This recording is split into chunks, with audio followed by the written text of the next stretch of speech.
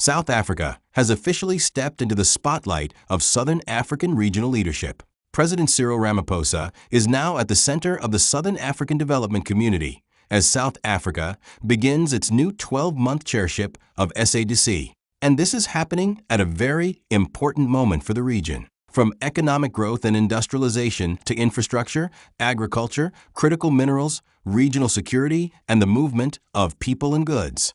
There's a lot on the table. So what exactly does South Africa's SADC chairship mean for ordinary Africans?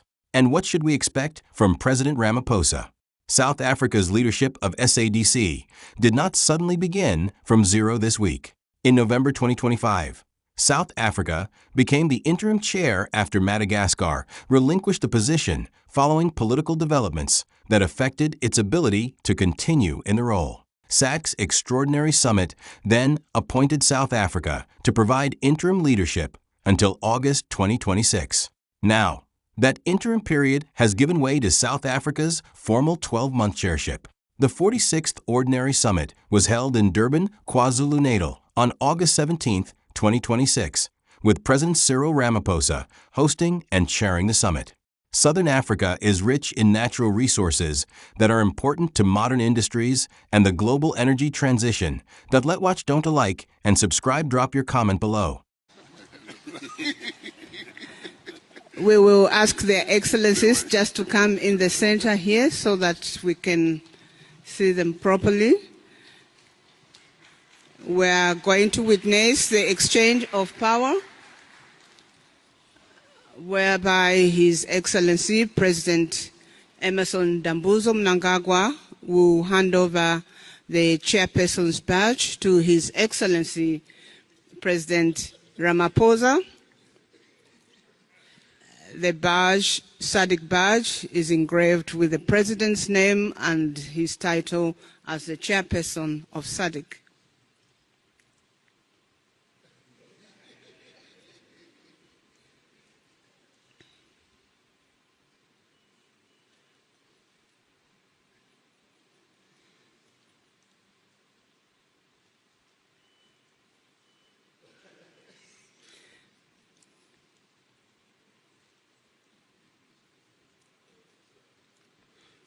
After receiving the chairperson's badge, His Excellency President Ramaphosa will also be given the gavel, one of the instruments of symbolizing that he's now the chairperson of SADC.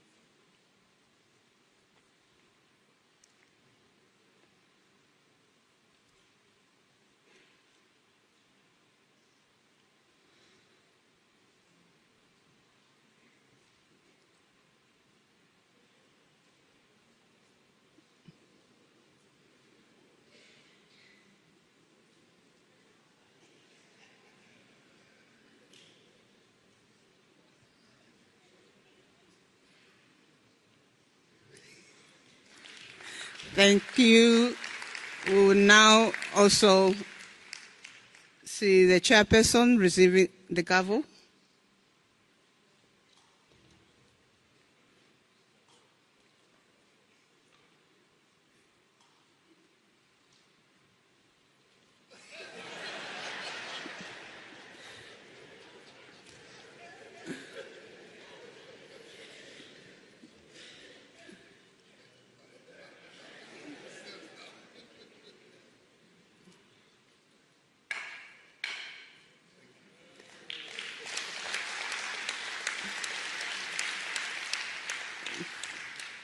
Thank you, and congratulations, Your Excellency President Ramaphosa, the chairperson of SADC, and also congratulations to His Excellency Emmerson Dambuzo Mnangagwa, President of the Republic of Zimbabwe, the outgoing chairperson.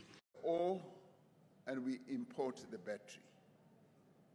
We supply an industrial revolution that is taking place somewhere else, and we then purchase the products of that industrial revolution at a price that is set by others.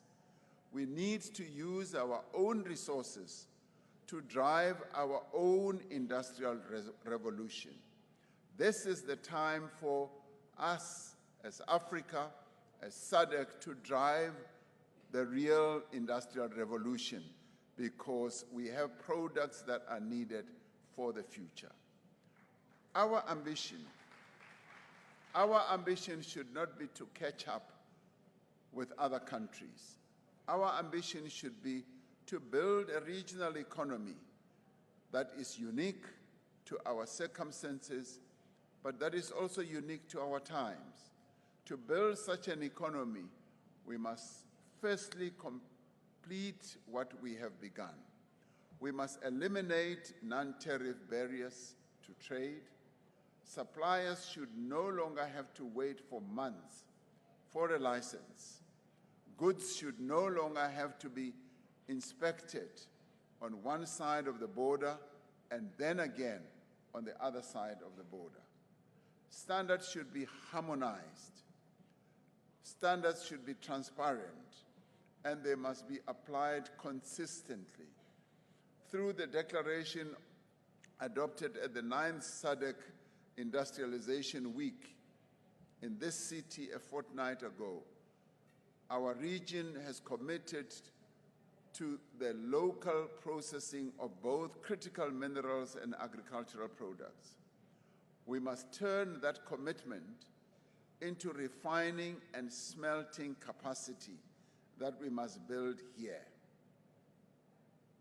It is rather sad that we mine ore here. We cut it on our trains, we put it on boats, and off it goes to other lands.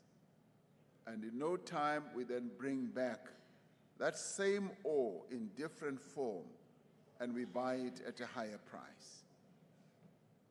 We now need to own the entire value chain, the ore, the processing, and the production of the products that will come out of there. What should leave our continent should be the final products that we will sell at good value, and that is what will fuel our revolution. And yes, we often hear that, yes, we need more energy, we need more finance, we need to build the factories. And we do have those capabilities. And we have those capabilities that are different in all our 16 countries. Our 16 countries in the region must cooperate and club together.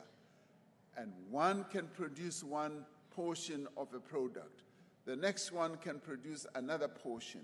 The other one can display its capability of its young people to innovate and so forth. And all that can be packaged into the product that we will then cut out of our region to other places. And all of us then join in the value. That will be the defining clever moment that our region will have arrived at. We must turn our intentions into investments. Investments in regional electricity generation and transmission. Investments into cross-border water schemes. We are already there, but we now need to up it.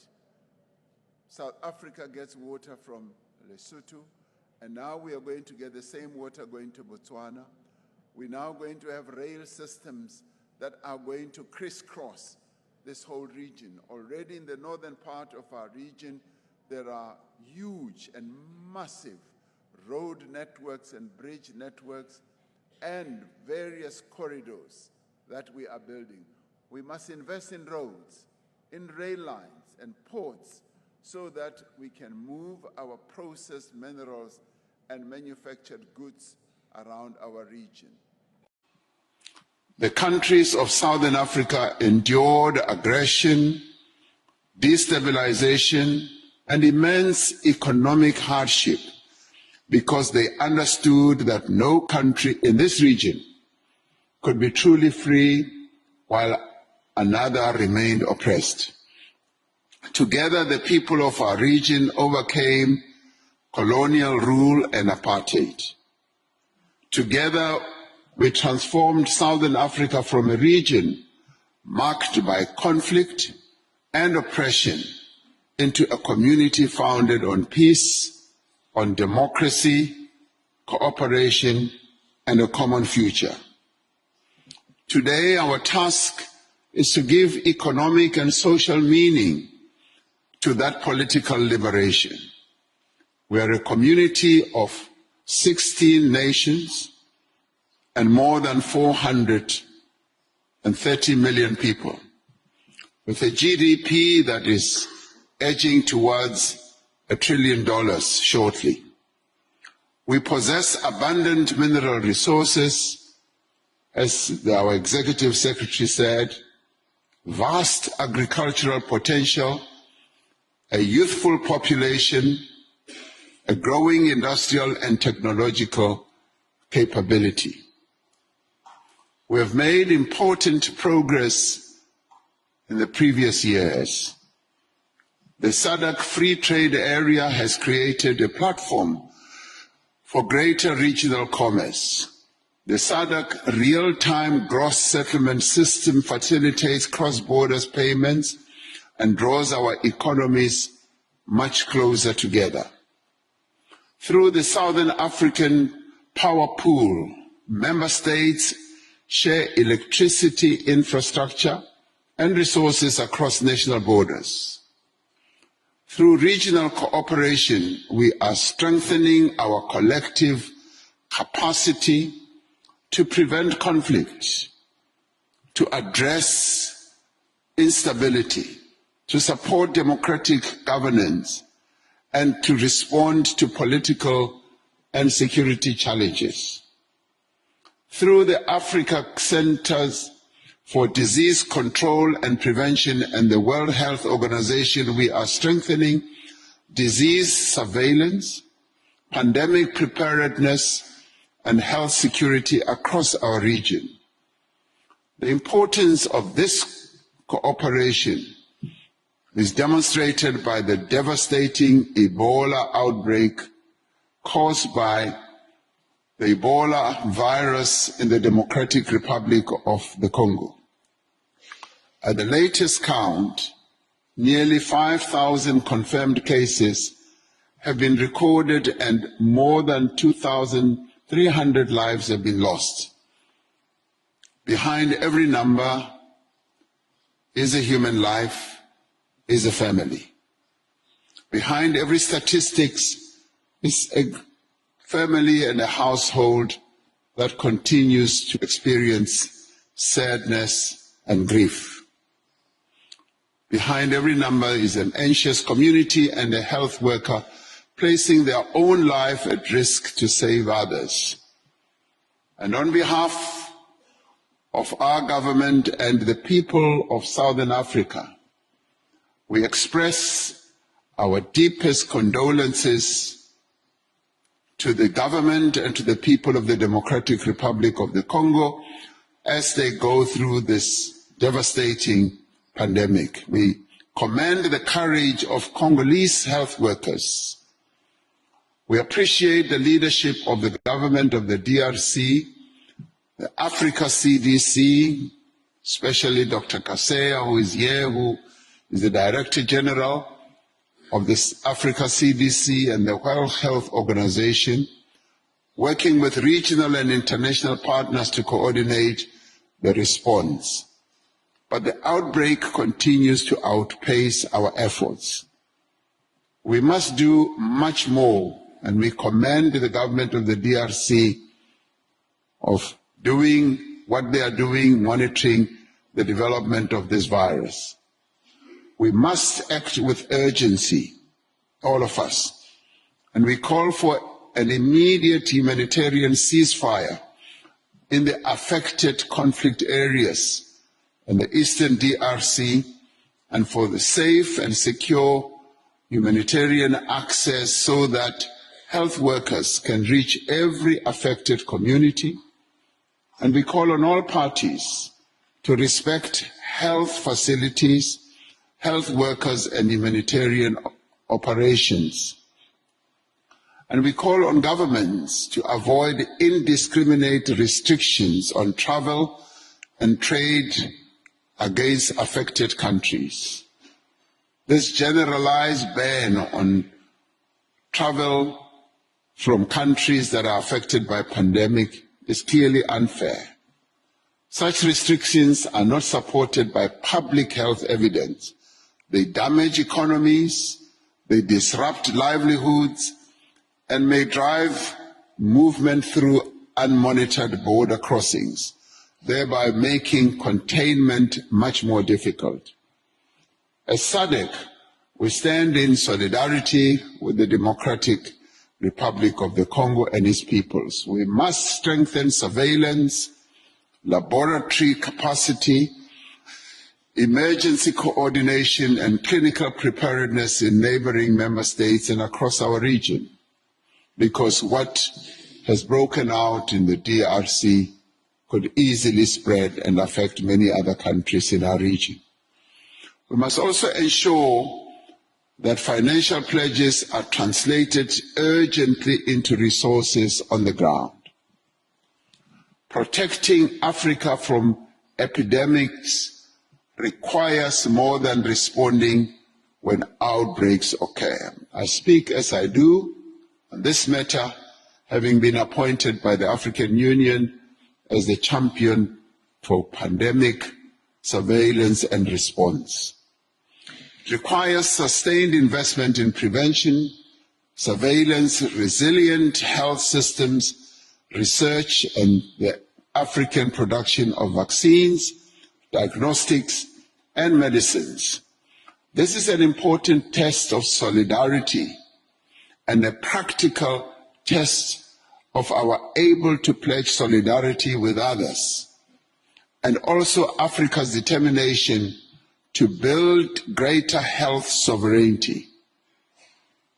Your Majesties and Excellencies, the work undertaken across all these areas demonstrates that SADC is not simply a forum for meetings, for summits and communiques. SADC